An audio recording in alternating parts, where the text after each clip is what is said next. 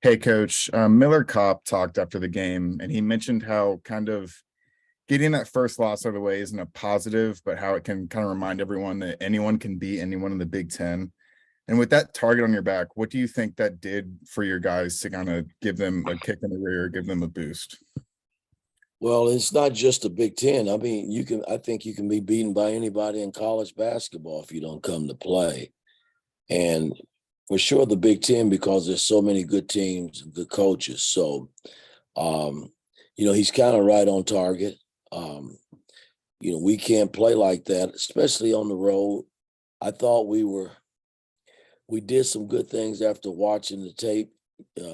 Really, the night before, the night of the game, after the game, we watched it, and then on the way back, and then we watched it again yesterday with the team. And there was some good things, but I just thought we got out toughed.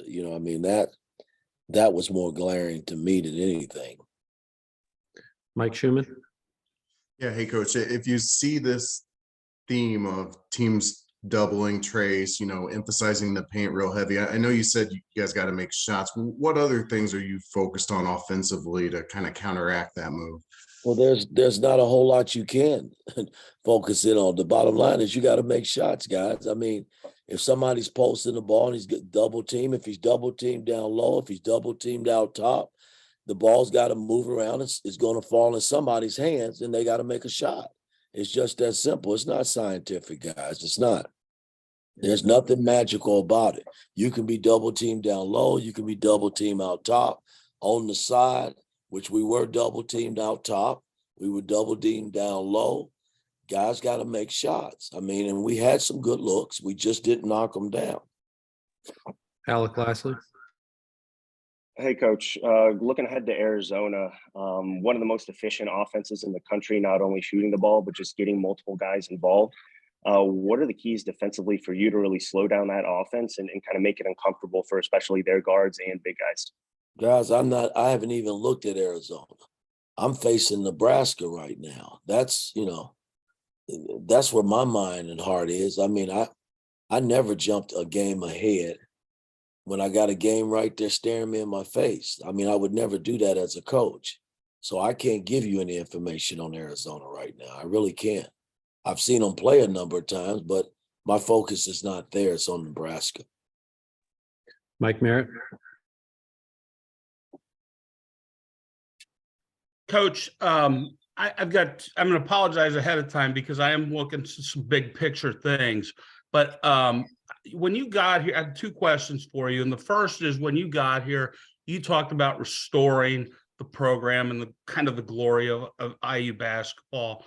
And you talked about wanting to play UCLA's and Kentucky's of the world and that sort of thing. What is good about having an Indiana program in the top 15, playing the North Carolinas and the Arizonas and the Kansases of the world? What is good about that for college basketball? Well, it's good for our fan base, number one. Mm-hmm. And if you got a good enough team that can compete at that level, why not give it a shot? As a player and as a coach, I've never feared any team or any players. So, I think we're good enough to beat anybody in the country if we commit for 40 minutes on both ends of the floor. So, why not play the Kentuckys and the Carolinas and the Kansas? I mean, I think it's good for basketball. It's good for viewership. And it's definitely good for our fan base. They love that. So, I mean, I don't see anything wrong with it.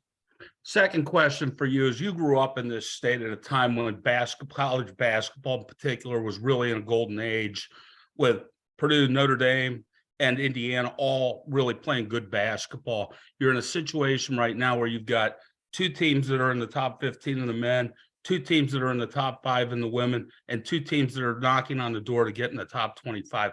What does that say about the state of college basketball in the state of Indiana?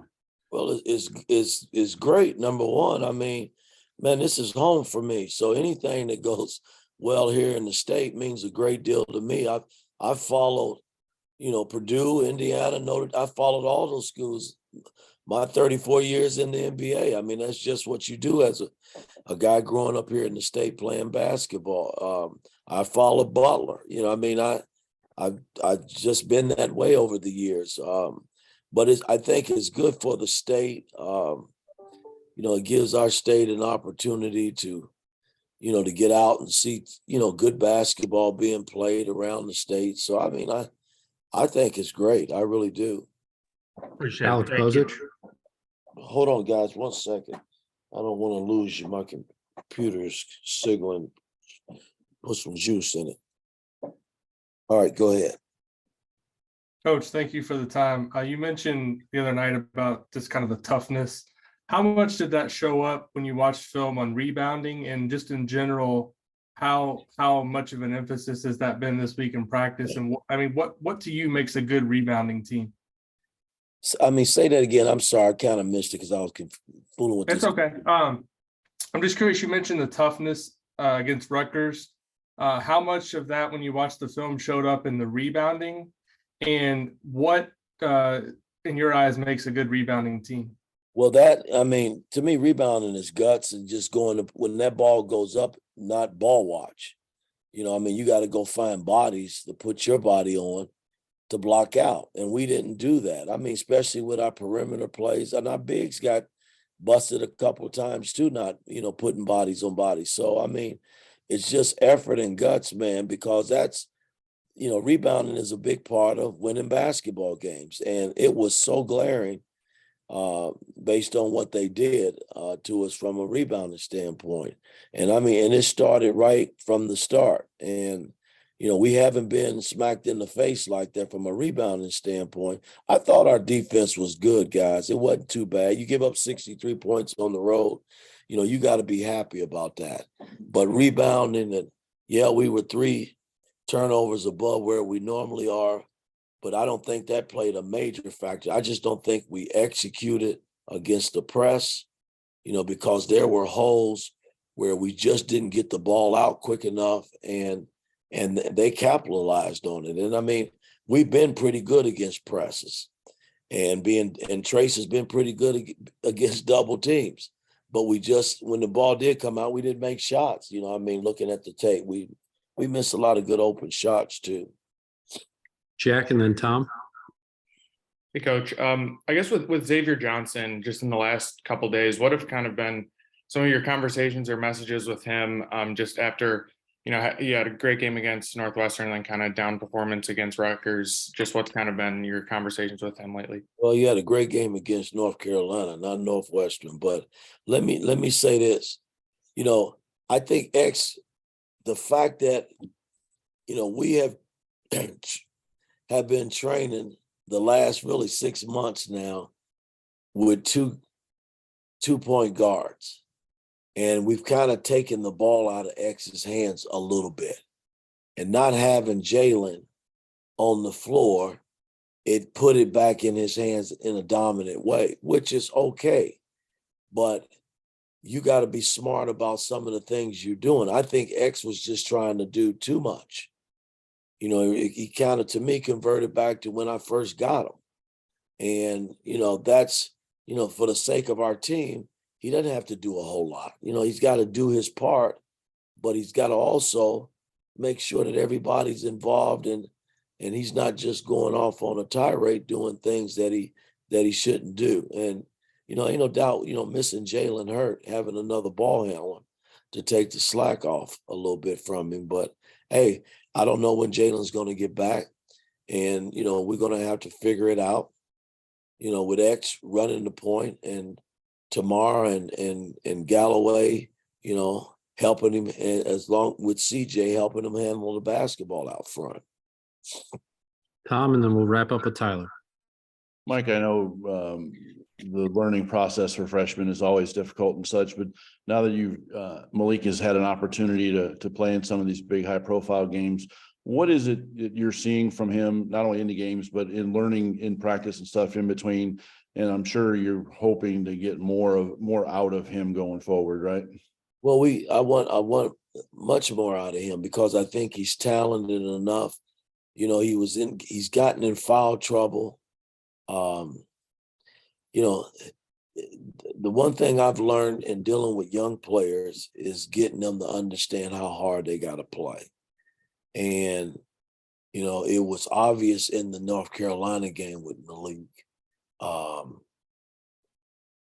mean, he's got to play harder, and it's a process in getting them to do that. But the kid's so talented that it's hard you can't sit him down and teach him that way. You just got to let him learn on the fly, and in doing that, he's going to get in some foul troubles, and we hope not to get him in foul trouble, but he has been in foul trouble lately, and it's hampered us a little bit in terms of keeping him on the floor when we want him on the floor.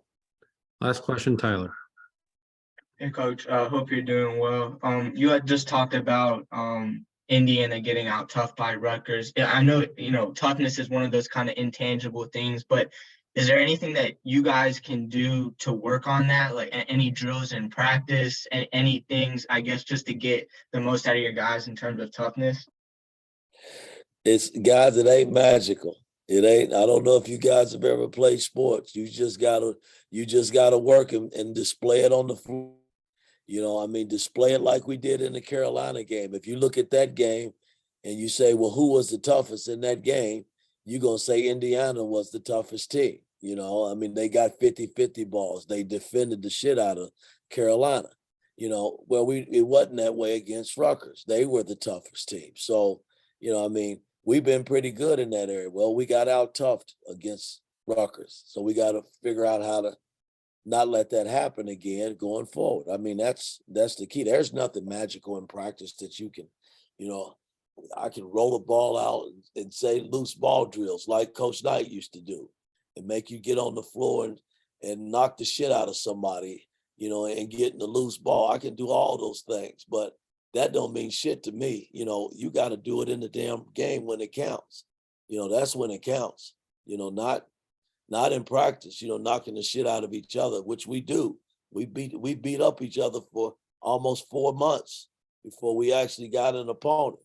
Well, we've had some pretty good games going forward, but it wasn't too good for us in Rutgers. And I don't like the fact that we got out tough.